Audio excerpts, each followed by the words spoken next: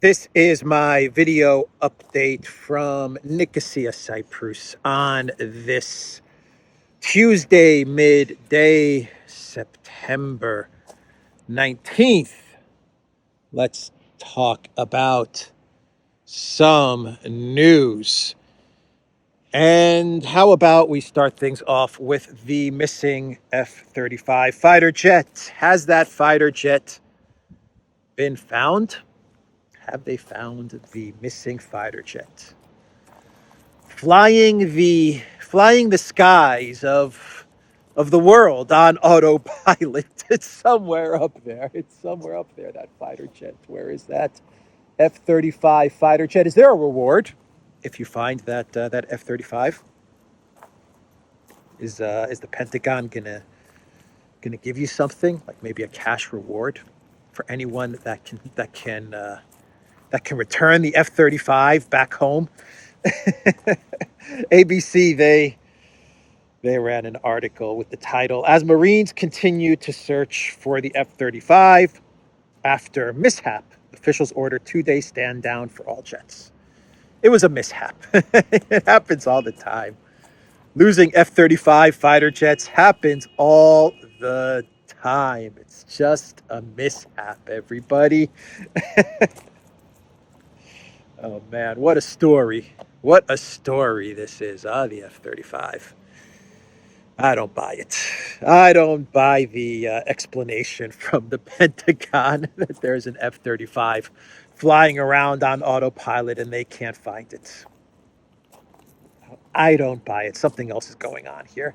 Anyway, let's talk about the main story for the day, which is a New York Times article with the title, "Evidence Suggests Ukrainian Missile Caused Market Tragedy." And the tragedy that the New York Times is talking about was the missile strike in the Ukraine-controlled town of Konstantinovka.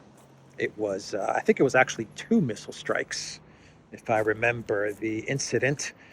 The missiles that hit a market in Konstantinovka, 17, 18 people were killed from this missile strike. And this missile strike happened on the very same day, pretty much the very same moment that Blinken arrived in Kiev, which was like 2-3 weeks ago. And so Blinken arrives in Ukraine to meet with Zelensky. And the very moment that Blinken arrives in Kiev, you get this missile strike, or these missile strikes on this market in Konstantinovka, which is in Donetsk Oblast, but the Ukraine-controlled part of Donetsk. And the moment that the news came out with this missile strike, the collective West mainstream media, they blamed it on Russia right away. They didn't wait for any type of investigation. They didn't look at the video footage that came out, because there was actually some pretty good video footage that happened to come out on this missile strike, and it was all over social media, on Twitter, on Telegram, and it painted a very different picture than what the collective West media was telling us, which is that Russia sent missiles into this market. When various analysts looked at the video footage and broke it all down, they came to the conclusion that there is no way that this could have been fired from the Russian side. It had to have come from Ukraine territory. And so this had to have been some sort of an attack or an accident, a false flag, who knows, by the Ukraine military onto this market. The Twitter account of Lord Bibo actually had a really extensive breakdown and Twitter thread on this strike on the Konstantinovka market. And the video was there. I mean, you know, as the Twitter thread was explaining the video footage, the only conclusion that you could draw from the evidence was that the missile had to have come from a Ukraine-controlled area. But the collective West media, They were telling everybody that Russia did it. They were saying that Russia hit this market and Russia killed 17, 18 people in this market. Even Blinken came out with a statement and talked about how Russia attacked this market and killed innocent civilians. So 2-3 weeks later, we now have the truth. The New York Times is coming out with the truth. So my question is why? Why has the New York Times decided to tell everybody the truth as to what happened in Konstantinovka? They've never done this in the past. They've never, ever done this in the past. Why now? Why is the mainstream media, why is the New York Times telling us what really happened? Perhaps the evidence was so compelling that the media had to come out with the truth. Maybe the video footage was just so clear that this missile came from the Ukraine side that they couldn't explain it any other way. But to be quite honest, they didn't really have to come out with an article like this. I mean, people have already forgotten the actual missile strike on Konstantinovka. It happened 2-3 weeks ago. Blinken was in Ukraine. Missile strike hits this market. Everyone blames Russia, including Blinken. They could have left it at that. There was no need for them to revisit this story, even though they know the truth. They knew the truth. The video footage is clear as to the fact that Ukraine sent this missile into the market. They didn't really have to go back and revisit this story and report on what really happened. They could have just let it be, and most people would have just believed the Russia did it angle to the story. They would have just taken what Blinken said, and what Zelensky said, and what the collective West media said. Russia did it, and that would have been that. So why? Why is the New York Times reporting this? Why do they have to revisit this incident? Why are they telling us what really happened? And this is coming at a time, because timing is everything.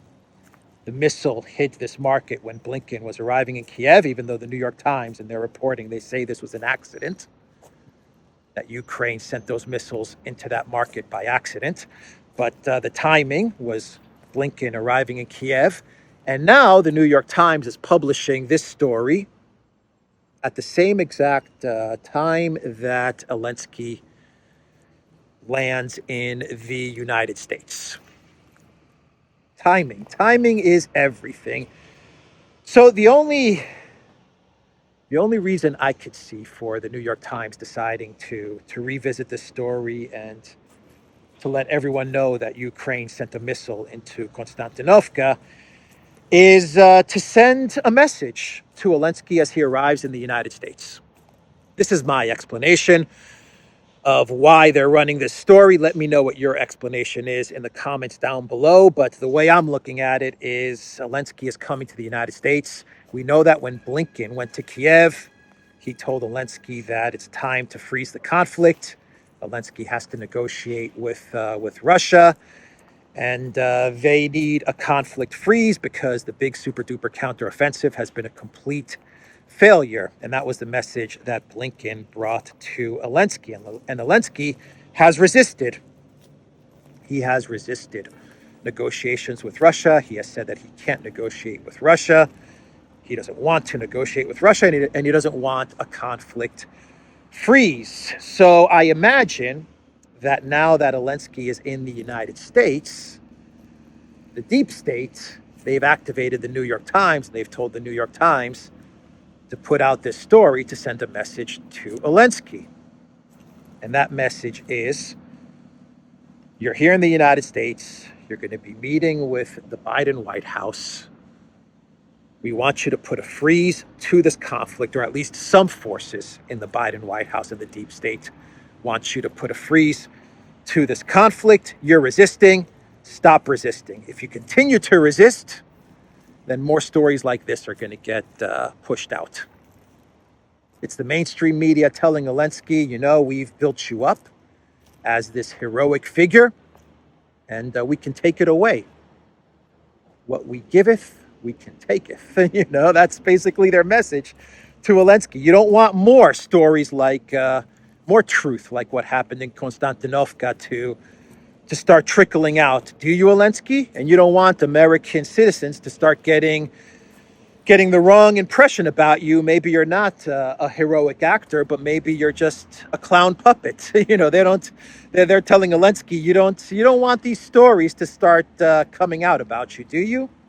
And so you better open up negotiations with Russia, and you better freeze the conflict in Ukraine. Not because, you see, the Blinkens and the part of the deep state, the part of the Biden White House and the deep state that wants negotiations and a freeze to the conflict, they don't want to freeze the conflict in order to get to some sort of peace, right? They don't want a cessation in hostilities so that they can find a peace formula to the Ukraine conflict. They want to freeze to the conflict because they're losing and they need to rebuild.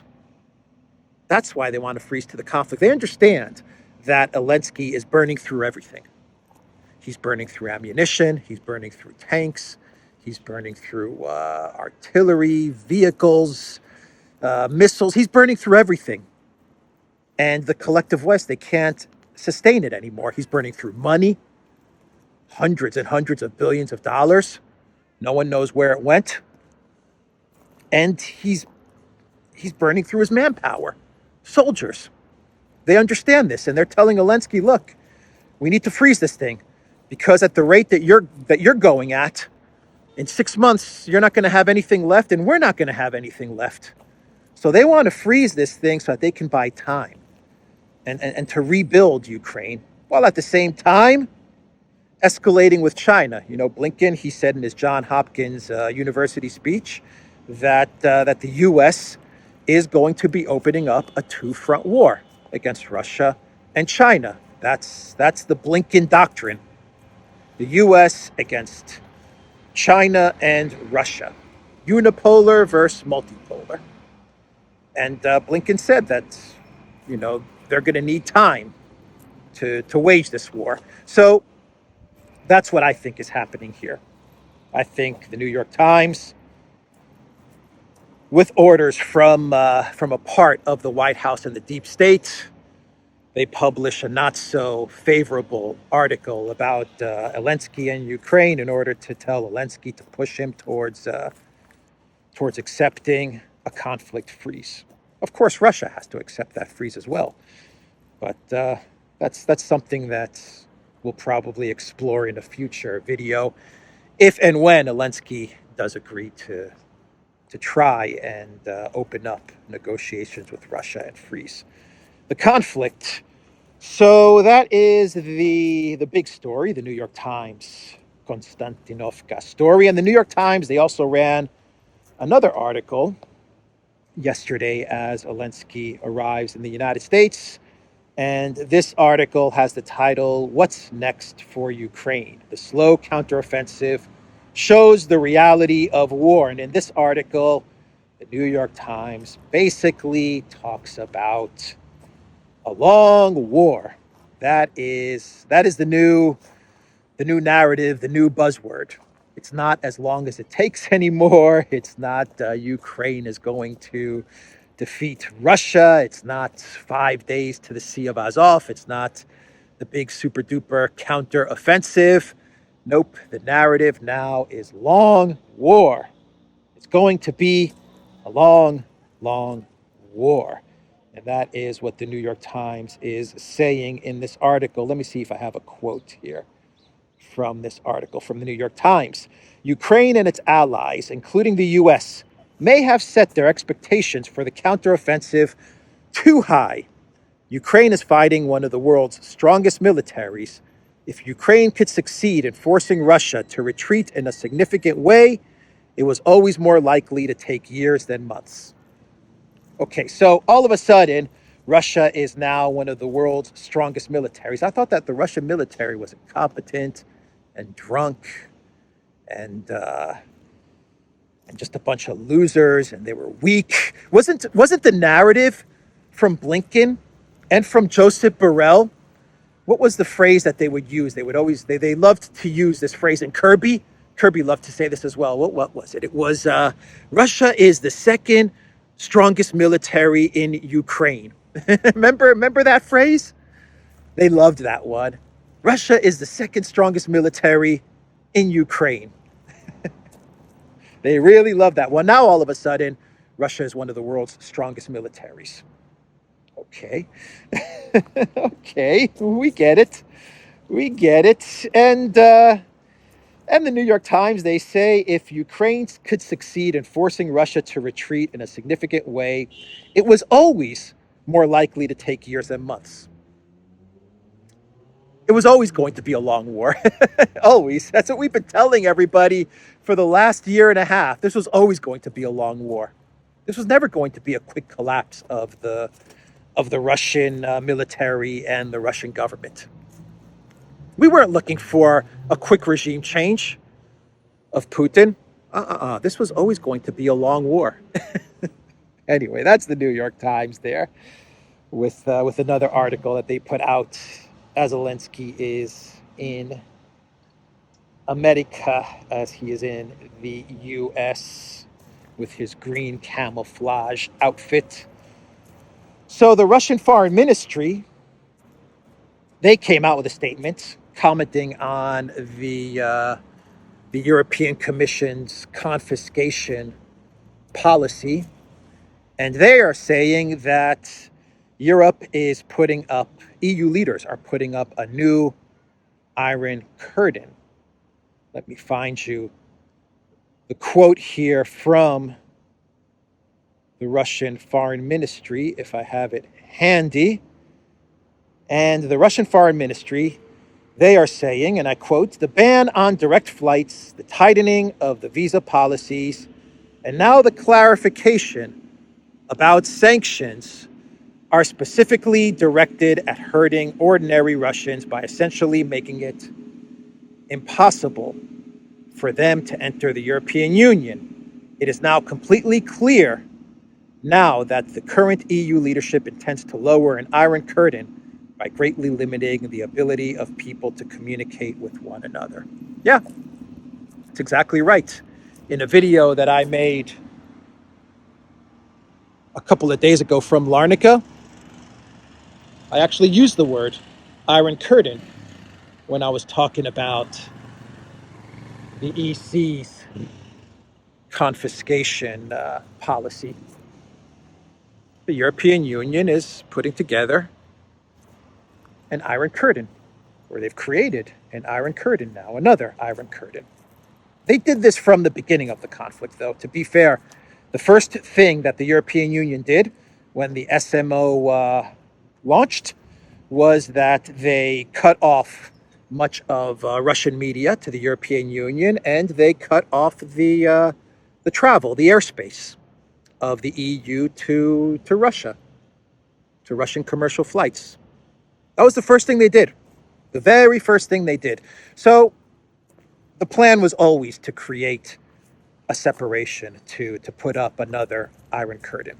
That was always the plan. And that was the first thing that the European Union did. They told all the member states that EU airspace is now closed to Russian commercial jets. And when I heard that phrase from Ursula, I was like, this is bad. This is really bad, because now we have EU airspace. We don't have Greek airspace. We don't have Polish airspace. We don't have French airspace. All of a sudden, we've seen a shift. It's now EU airspace. And now that the EU member states have accepted this airspace ban from the European Union, that's it. The precedent has been set. So the EU can now restrict travel on behalf of all the EU member states. So I think we can see where this is going. It's going to go well past Russia, this new power that the European Union has. with regards to airspace. But definitely, the European Union is putting up an iron curtain, and it's putting up an iron curtain at the behest of DC, the deep state, the Biden White House, the neocons, the neolibs and the neocons.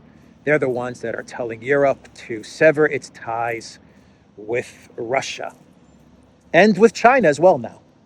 China is the next target. We saw it in Annalena 560's statement to Fox News, where she read the script, and that is what Annalena was doing. She was just reading a script where she called Xi Jinping a dictator. We saw it in Ursula's State of the European Union address, where she declared war on Chinese automakers. We are now seeing it in this Financial Times article with the title "German companies must cut exposure to China," warns the Bundesbank. Central bank says operations susceptible to trade disruption as foreign minister backs Brussels' electric vehicle probe.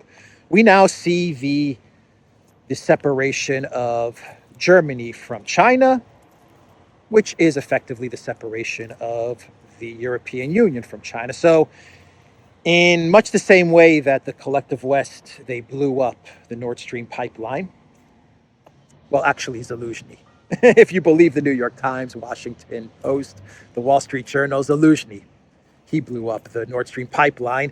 But in much the same way that they blew up the Nord Stream pipeline in order to cut Germany off from Russian resources, to make it absolutely certain that Germany would be cut off from Russian resources, because at that time, Olaf Scholz, this is before he became a pirate, Olaf Scholz was a bit shaky. He was saying, maybe it's not such a good idea for Germany to take such an aggressive stance against Russia. We still need Russian resources. German businesses rely on cheap Russian energy. So, maybe we should continue to work with Russia and speak with Russia. So in order to avoid any type of backtracking from Olaf Scholz, they said, you know what, we're gonna blow up this Nord Stream thing. Zaluzhny, that's what Zaluzhny said. Remember, the New York Times, Wall Street Journal, Financial Times, Washington Post, BBC, they were hinting at the fact that Zaluzhny was the one that orchestrated the blowing up of the Nord Stream pipeline. By the way, Zaluzhny is still commander of the Ukraine military, which makes this whole story a bit odd. If it really is the real Zaluzhny, that's a whole different narrative. Anyway, so in much the same way that they physically blew up the connection between Europe and Russia, they're now severing the ties between China and Germany. And in this Financial Times article, they talk about how China is Germany's number one trade partner, and they have a problem with that. They have a problem with that reality. They don't like the fact that Germany is trading so much with China. Who would have guessed that the first or the second most populated country in the world, with a huge middle class and tremendous purchasing power, who would have guessed that they would be Germany's number one trade partner? Who could have expected that? Anyway, so that's what's happening here, and they've activated Ursula, they've activated Annalena 360. They've got the German central bank now saying, yeah, we need to cut off China. We're telling German businesses to stop dealing with China because it's putting the German economy at risk, being so dependent on trade with China. And so this is what's going on. This is what's going on. the deep state, the US, as it prepares for a long, cold, and maybe even hot war with Russia and China, they need to consolidate their position, right? And consolidating their position means that they have to make the European Union, all of Europe, 100% dependent on the United States, 100% dependent on the US.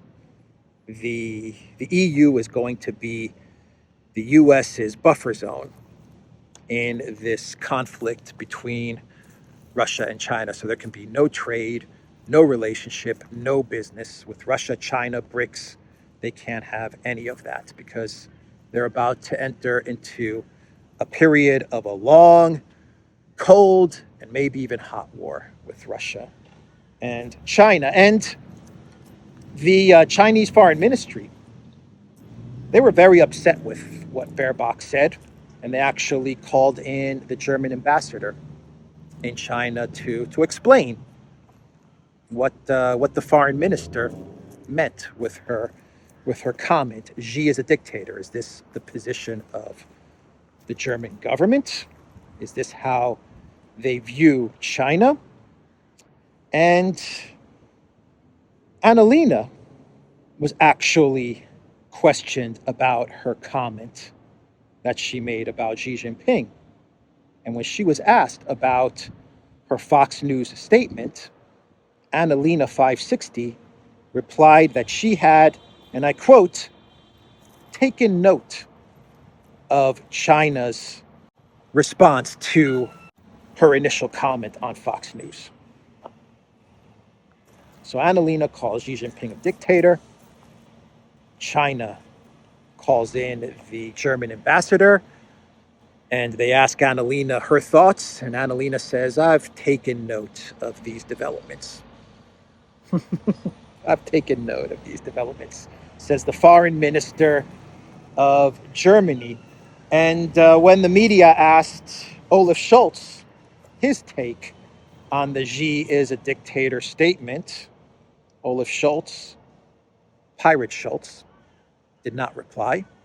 His office, though, his spokesman, said this: it is clear that China is ruled by a communist one-party regime, and it is also clear that this does not correspond to our idea of a democracy. That is the statement from Olaf Scholz, his spokesman, Olaf Scholz, his office. That is the position of Olaf Scholz, right? It's coming from his spokesman. It's coming from his office. Basically, it's Olaf Scholz doubling down on what Annalena said. It's Olaf Scholz saying, we support Annalena 560's statement about Xi Jinping. It's not, China's not a democracy, a shining democracy like Germany. That is what Olaf Scholz's office is saying. So it's a one-party system. It's communist. It's not like Germany. So it's a dictatorship. That is the conclusion that Olaf Scholz's office is coming with. They're doubling down. They're doubling down. So the German-China relationship is heading towards a smash. It's collapsing, and it's collapsing at record speeds. So let's do a pre-clown world, and then we can get to our clown world. I've got a couple of pre-clown worlds, kind of pre-clown worlds, I guess. The grain issue, the grain lawsuit issue now, because that's what we have. We have Ukraine now taking Poland, Slovakia, and Hungary to arbitration, to court, because they are blocking Ukraine's grain from entering their countries. The European Union, they lifted their ban on Ukraine grain. On September 15th, they had placed an embargo on the grain, which was undercutting the prices of local producers in various EU member states. And they lifted that embargo on the 15th of September, but Poland, Slovakia, and Hungary, they said, no, we are not going to allow Ukraine grain to enter our countries and damage our markets, damage our farmers, maybe even damage the health of our citizens, because there's a lot of talk about the quality of Ukraine grain. And so they said that they're not going to honor the European Union's lifting of the embargo, and they're going to continue to place a ban on Ukraine grain from entering the EU via their territory. And Ukraine said that they are now going to take Poland, Slovakia, and Hungary to court to sue them at the World Trade Organization. Hungary, Poland, and Slovakia in turn said, you know what? You're going to take us to court? Well, we're going to pull out of the EU platform coordinating Ukraine grain imports. you got that? I'm still trying to work all of this out. So, okay.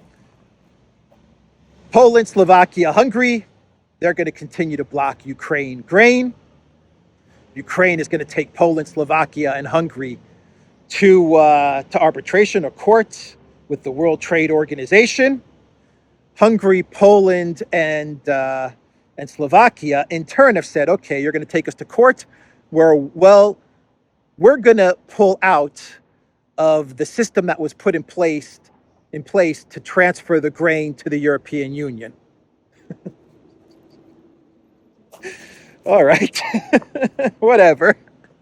I think Poland said in a statement, they said that they have to pull out of this coordination system, getting the grain from Ukraine through the corridor, through the Black Sea corridor and into the European Union. I guess this was one big coordinated system that the EU member states were a part of. Poland said they're going to pull out of this because information being used at this coordination level could be used against Poland in court. So Poland can't sit there at the meetings where they're coordinating the movement of grain from Ukraine through the corridor into the European Union, because the information that may come out at these meetings, coordinating the transfer of grain, could be used against Poland during arbitration. I have a feeling that once the elections in Poland wrap up, that grain is going to enter Poland just well and fine. That's my feeling there. Slovakia is a different story. Hungary and Slovakia, I think those are completely different stories. Hungary, I think, is going to remain firm. They're going to say, nope, no grain is coming through Hungary. And Slovakia, well, they have elections at the end of the month. And if the person that is ahead in the polls really does win, well, then we could be looking at an earthquake in Europe with regards to the EU's position with Ukraine and Russia. So keep an eye on Slovakia. There could be some big news coming out of Slovakia in the next couple of weeks. And the EU is panicking. They are panicking because it does look like Slovakia may have a big leadership change. But let's wait and see till after the elections.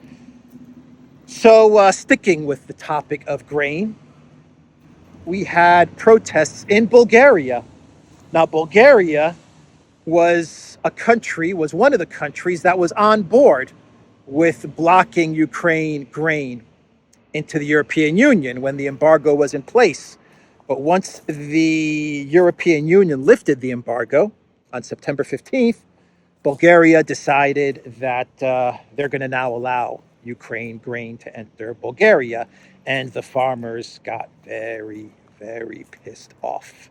Farmers across Bulgaria protest against Ukrainian grain as EU divide grows. Farmers across Bulgaria protested Monday after the government lifted a ban on food products from Ukraine, complaining that the move will cause an influx that drives down prices for local growers. So Bulgaria Bulgaria. Their government is a pretty interesting government, I have to admit. It's a pretty interesting government that Bulgaria has in place. So yeah, they were against the grain. Then when the embargo was lifted, perhaps they had pressure from outside forces. They decided to play ball and allow Ukraine grain to enter Bulgaria, but the farmers are not going to have any of that nonsense, and so they're protesting. We'll see where this ends up. We will see how this turns out. Will Bulgaria join Poland, Hungary, and Slovakia? I doubt it. I think that the Bulgarian government will ignore the farmers' protests, unless, of course, these protests grow and they start to include a wider section of the Bulgarian population. But if these protests can be contained to just the farmers, then I think that Bulgaria is going to allow the cheap Ukraine grain to enter its country. So that is the grain update. And I'm having a hard time now trying to decide if this next story is a pre-clown world or a full-on clown world. And it has to do with the Clinton Foundation deciding to get involved in Project Ukraine. What is the title to this story? Clinton Global Initiative. Officials propose new organization to support Ukraine, provide humanitarian aid. Clinton Global Initiative proposes a new organization to support Ukraine. Oh boy. Oh boy. Ukraine is in big trouble. We all know what the Clinton Global Initiative or Foundation or whatever it's called did to Haiti. We all know what happened there. And now it looks like the Clinton Global Foundation, they want to sink their hooks, their claws into Ukraine. This is a signal that the end could be coming for Project Ukraine, because the Clinton Foundation, they want to get their hands on whatever money is floating around in Ukraine before the whole thing goes belly up. That's my take on it. But when the Clinton Foundation is coming to your country, the global initiative, that things are going to get really bad. Really bad. So that's the update there. And let's do a final clown world. And this is a real clown world. It has to do with the Senate relaxing their dress code to allow anything really. Shorts, hoodies, underwear, lingerie, I don't know. anything can be allowed now. You don't have to suit it up. You don't have to at least wear a dress shirt, at least look presentable. You don't need to do any of that anymore.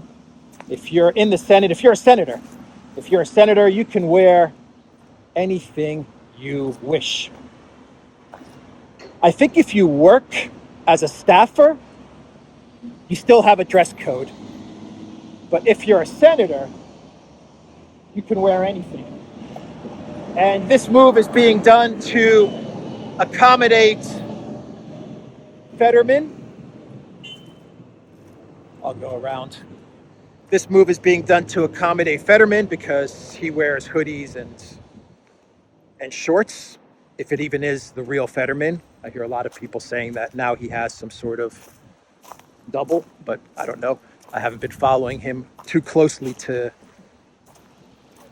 comment on whether he has a double now, a body double. But anyway, he's always in the Senate wearing hoodies and shorts, and Schumer has just decided to scrap the dress code in order to accommodate Fetterman. So that's the clown world. You have Zelensky now or making his way to Congress, and of course Zelensky is known for his snappy dressing, and he's going to be roaming the halls of Congress in his green camouflage pajamas.